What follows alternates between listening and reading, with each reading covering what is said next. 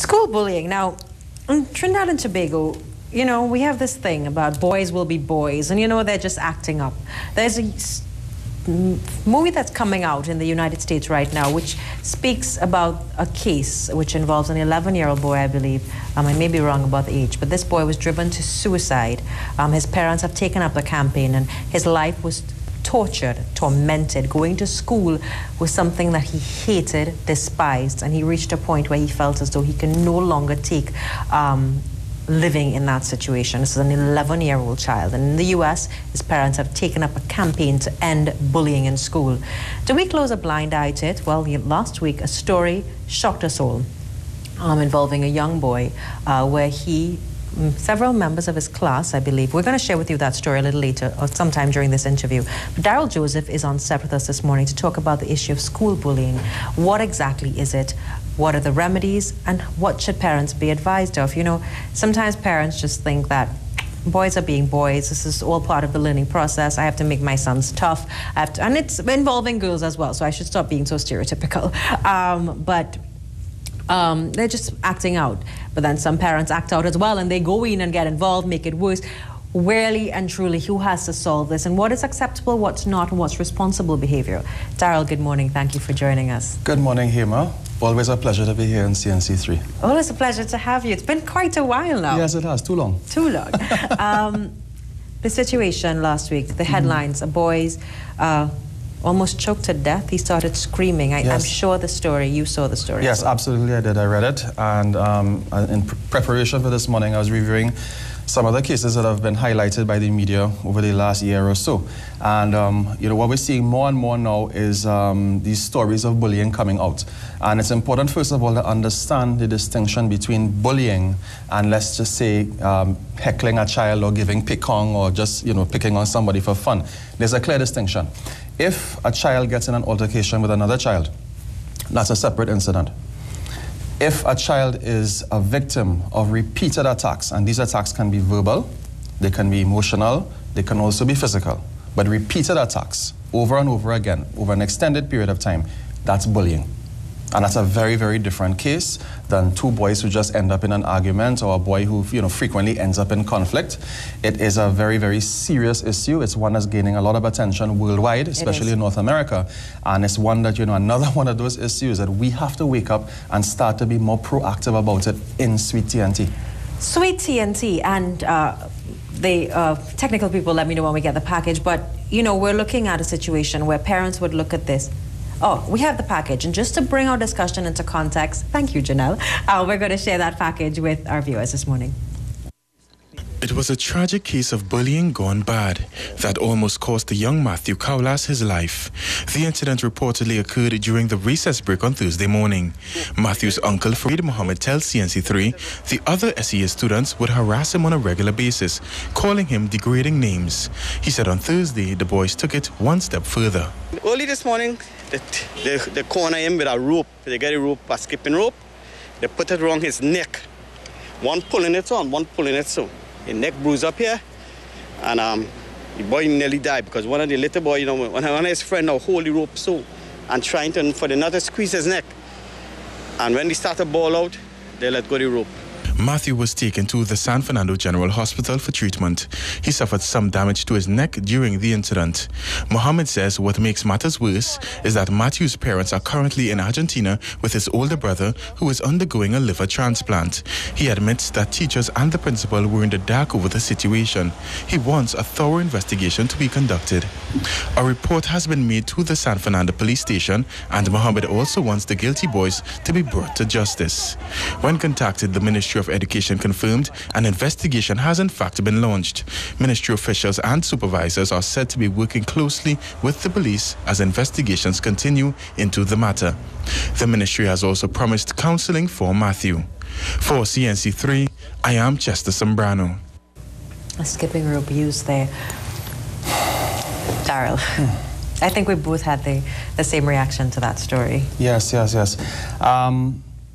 You know, we always talk about how society has changed over the years and how there are a lot of things now that are, let's say, permissible. Not really correct or condoned, but permissible. That, you know, was not the case. We have bred the situation that's happening right now. And we can't wait and hope that things will get better. We have to start to put measures in place immediately to be able to deal with this problem. So I'm looking at that now. This boy, the marks are there. To tie a child's neck with a skipping rope, that accident could have gone terribly. That game, that prank, whatever it was, could have gone terribly wrong. Yes. Had it not been for the intervention of another. And we're looking at 10 SE, 10 and 11 years. Yeah, you would think that they'd be more busy playing football and cricket and so on, right? But we have to understand that violent means of dealing with other persons, of resolving conflict and so on, is so condoned by society in so many different ways. In the media, among our leaders, for example, the way that we speak to each other on our roads, in the supermarkets, on the streets. You know, we have become such an aggressive and such an aggressive people that little children simply feed into what's being given to them and they act off of it. I don't know what would allow, I'm a little shocked that children would think that that is a prank or whatever it was, to tie a skipping rope around. And I'm not looking at this situation because bullying takes place in all forms, but it just shows the level that we have degenerated to. Yeah, there's a level of depersonalization where we don't see human beings as human beings anymore. And we see people as tools or as things to be used in order to please or satisfy self. And I mean, I'm saying this and it sounds very much like what we do in the adult world. And as I said, whatever we do, whatever our leaders do, whatever adults do, whatever we as parents, as community leaders and so on do, it will trickle down to our children.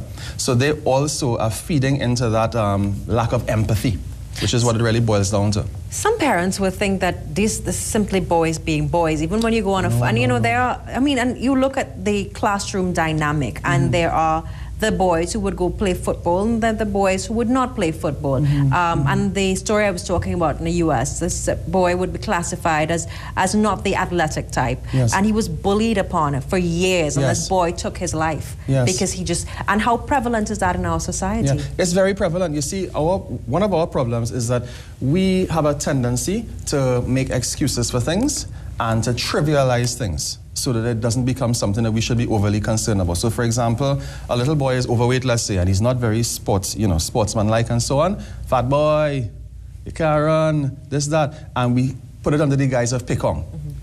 Now we're destroying the little boy, eh? We're telling him from a very early age, even before he has to face SEA, and that is a whole other thing by itself. We're telling him, you're inferior, something is wrong with you, you're not as good as everybody else. And the way we trivialize it is that we say, well, all of that in it, and the little boy should toughen up and that he should take it. But there's a little child you're dealing with. And little children don't have the emotional resilience of an adult to be able to shrug things off, shake things off, and simply say, well, you know, no, I'm not taking him on, that's just pick on. It affects a child. When should a parent become concerned? Because we're looking at, we live in a society where you're right, we say that boys should be boys and toughen up, take it. At what point is it a problem when we will be looking at situations at what occurred in that news story, or even the story that's being told worldwide in the, I think the show is called Bully, that's coming out very soon. Right, one of the things that has worked in a number of different countries, well, a number of things have worked, but one of those things is very early intervention. Okay? Now we have to get to a point where we adopt a zero tolerance policy with respect to bullying. And from the time a little child says that another child has been teasing me, he's been calling me names, he's been, you know, doing this, doing, and so on, and there's a pattern. I'm not speaking about the two boys were just arguing and it happened once, but there's a pattern that needs to come to the attention of the parent, and it needs to be brought to the attention of the teachers. And both parents and teachers need to be on the same page. That is, need to understand bullying is unacceptable. Well, how would you define bullying? And let's make that, because we also have to make that distinction. Because you're right, peacock is part of our society. I mean, even in my home, when I fall out with my sisters, we use some unflattering terms. Yeah. Well, you know, even that, you know, even psychologists and researchers are even evaluating, you know, the how good, basically, that is, even within a family setting, all right? Because I know of instances where girls, for example, grew up believing that they were not beautiful or that they were inferior because they used to get heckled a lot by their brothers or by their father, all right? So we are producing dysfunctional people within the home under the guise, again, of pick on and heckle and old talk. What I would say, once there are repeated attacks on an individual, usually for the same reason, as I said, whether it is verbal, whether it is physical, once there are repeated attacks over a period of time, we can consider that bullying. Repeated attacks. Okay, and as a parent, if your child comes home and says to you, Mommy, these boys beat me up, or Mommy, these girls beat me up, at what point would you say, I am going to intervene? At what point is it bullying? At what point is it detrimental to my child's development? That's the point right there. Because children don't go to school to beat up each other. Okay? So from the time your child reports that they've been beaten up, that alone, whether it is an act of bullying or whether it's an act of aggression in a different circumstance, that is a point at which an intervention should take place. And what, because we have parents who will go in school and beat the children and the teacher up, right? No, we need to talk about the intervention itself, because we don't want to, I don't want any parents saying, right, the psychologist said, so go in school. Settle. All right? So how are parents going to deal with that, Daryl? Okay. Ideally, and I'm saying ideally because I know it does not work like this everywhere, okay? But ideally, there should be a relationship between parents and teachers so that a parent can call a teacher or call the principal, whoever the designated liaison is within the school, and they should be able to get an early audience with that parent, with that teacher or whoever, whoever the individual is. I know some schools where that works very well. And you can speak to a dean, for example, if it's a secondary school, and the dean will attend to the matter. But the reality is, in some of our schools, that just does not take place. I know, because we don't have some... There are no it's not a U.S. system where there are physical guidance counselors and there are psychologists on staff. You see, decisions and actions begin with policy, yeah? And if we have a clear policy on bullying, a clear zero tolerance policy on bullying, then you can put all the other things in place. Then you can instruct the teachers, if you receive a complaint of bullying, this is the process.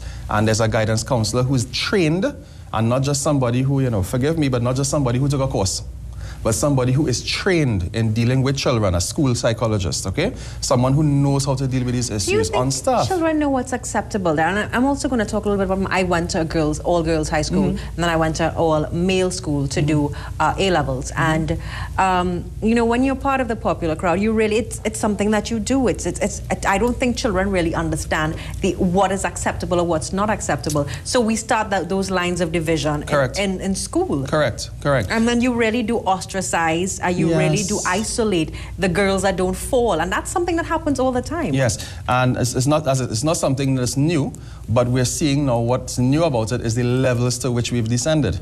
All right, because whereas if I think back to school, it wasn't all that long ago. All right, I think back to secondary school. No, just the other day.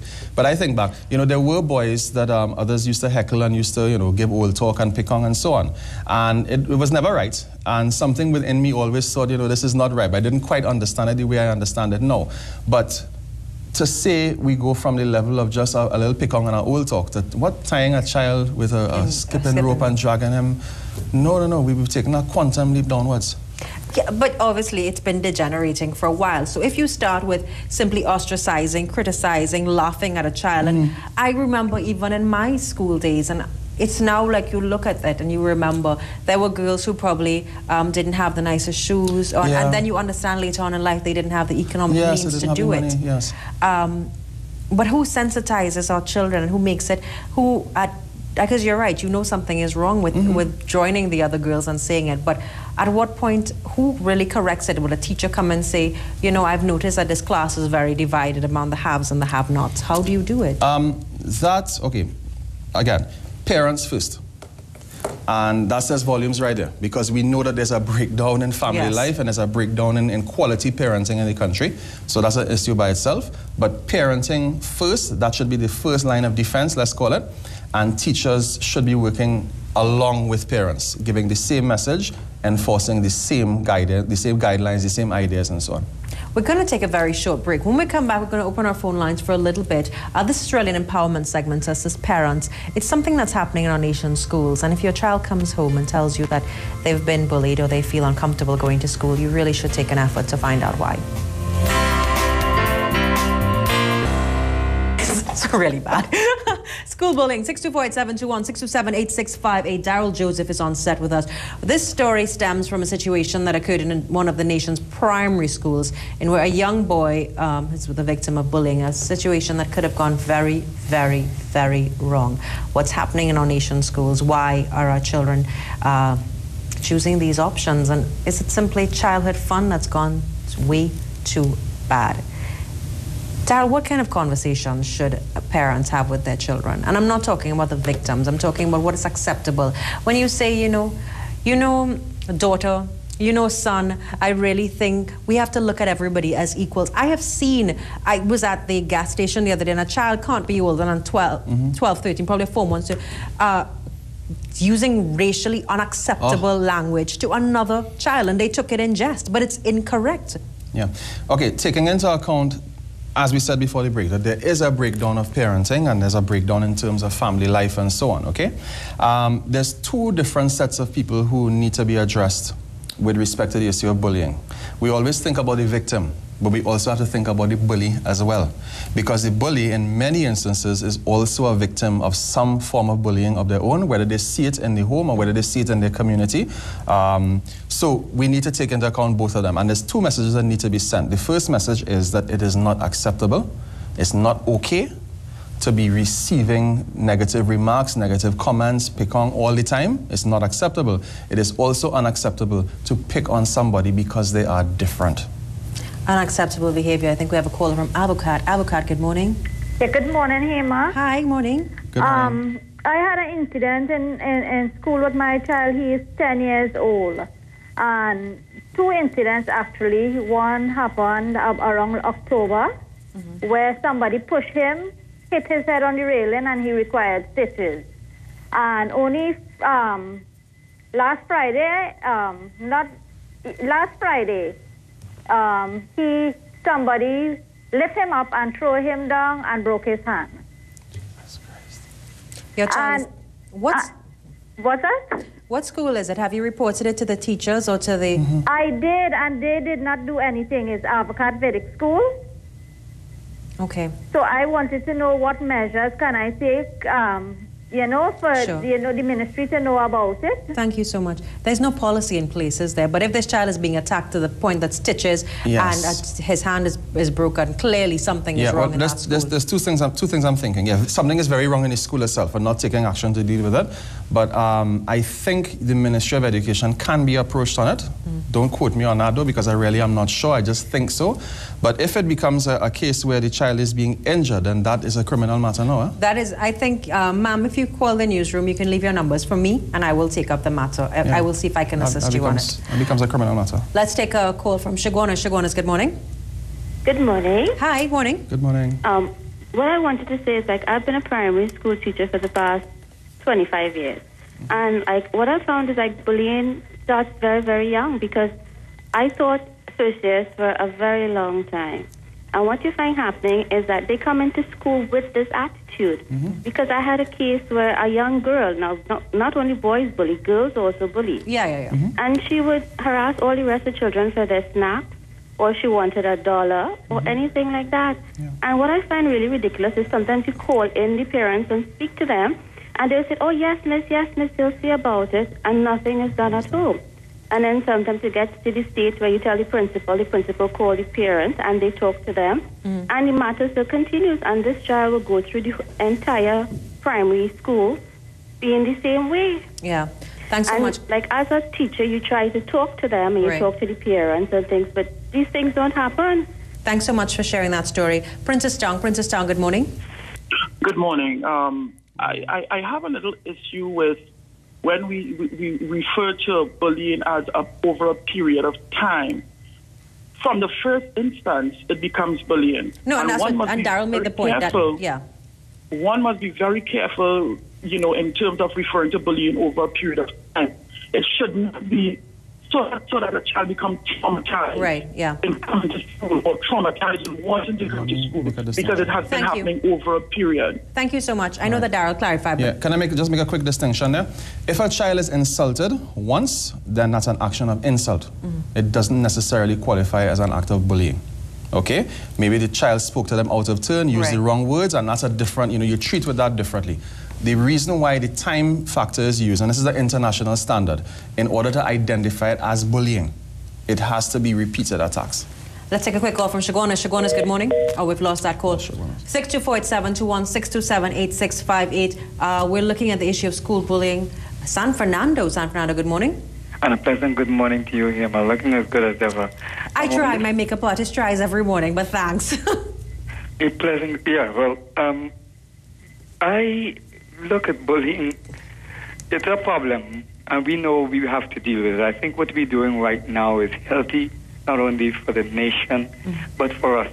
However, you know where it becomes difficult to handle, and I had a problem with this my son when he was in primary level going up to the C exams age. It's where the person who is doing the bullying, when you get to the teacher stage and the teacher say, okay, let's call the parents in, and they send repeated letters or phone calls or whatever, the parents never come in. Yeah. And the child continues to do what he's doing. And you know, it becomes worse because not your child only, the bully normally don't bully just one person. Sure. Thanks so much, caller. Thanks for sharing that insight. And that's a problem. I think 2 callers identified similar situations. Yeah, two teachers, I think. Let's take another quick call. Hello, good morning. Valsain, good morning. Yeah, pleasant good morning to you all. Good morning. Good morning. Yeah, actually, something that I thought about is that the ministry have a part to play in this, because they have to put some control mechanism within the school during the playing times and things like that. Yeah. Because most of the time, these schools have recess, and they also have a play day, and that should be reduced. You understand? During the lunchtime, they should have the lunch, get back in the classroom. That is why places like Japan and China, they take particular attention with the children, and that's why the education limit is that high. Okay? Thanks so much, caller. Different cultures too. You know, a question from inside. Teachers also may not be aware of, and you know, we're looking at child to child because of the situation, but teachers may say insultive remarks to children. Yes, that you're dumb and you're this and you're that. That happens too. That's correct. Even racially charged remarks as well. I've heard some. Well, I mean, that's my job, right? But I've heard some amazing things. Let's put it that way. We have, you know, one of our problems is that we're not proactive enough. And when things become an issue, when it makes the front page, then, you know, we sort of scramble to try and deal with it. But we need to have a very clear anti-bullying policy within our school system, okay? As a nation, we can't control what happens in the home. That is the responsibility of the parents, but we can control what happens in schools. And we need to have a very, very clear anti-bullying policy. Our teachers need to be able to recognize what it is and understand how serious it is. Let's take a call from St. James. St. James, good morning. Hello. Hi, good morning. From St. James. Good morning to both of you. Good morning. Good morning. I would like to say that some of the teachers are fully aware of the bullying. For my son, he went to Diego Martin June 6th. And when he was bullied one evening from school through the 7-3 Mukurapo, and when I went to the teacher next morning, she said to me, leave it alone like that. I there and then went into the school, searched until I found the student, and they take him to the dean, and the dean dealt with it. So some of the teachers are fully aware of it, but they do not know how to deal with it. Okay, thanks so much. I'll take another quick call. Hello, good morning. Morning. Good morning, you're on the air. Morning. We know that you're dealing with the issue of school bullying, but what about workplace bullying? A different topic. Thanks so much for that. I know we're going to take 2 quick calls again till we wrap this interview. And I know that we really do have to get, like, we have to bring Daryl back on set, because I know this is one of the empowerment segments that we deal with. 624-8721, 627-8658. Our phone lines are open. I'm getting a little bit of bullying in my ear. Yes, I know we have to go to news. Give us a quick call. School bullying. We're looking at a situation. Daryl, looking at where we have, where we are now and where we're going, if we do not put a policy in place, what do you think is going to happen? Things will get worse. And it'll get worse until it gets to a point where some little child ends up dead, unfortunately, and then we have to, as I say, start scrambling and having late-night meetings and discussions on policy and training teachers quickly and so on. So let's do it now. Pitti Valley, good morning. Yeah, good morning. I just heard 2 of the calls where the teachers said that when they ask the parents to come in, they do not come in. Is there a policy where the teachers or the social worker or the school could then visit the home of the child? You know, it's just because I'm a district health visitor. Thank you. No, it's a good idea, but I don't think we have any policy. I don't think we have that in place, but I will have to clarify. I do not think that is in place currently. We have another caller. Hello, good morning. Hello. Hello. Good morning, you're on the air. Am I? You're on the air, sir. School indiscipline started or worsened worsened when they abolished corporal punishment. It should be reintroduced immediately. Thanks so much. And let's take our final caller for this segment, Arima. Arima, good morning.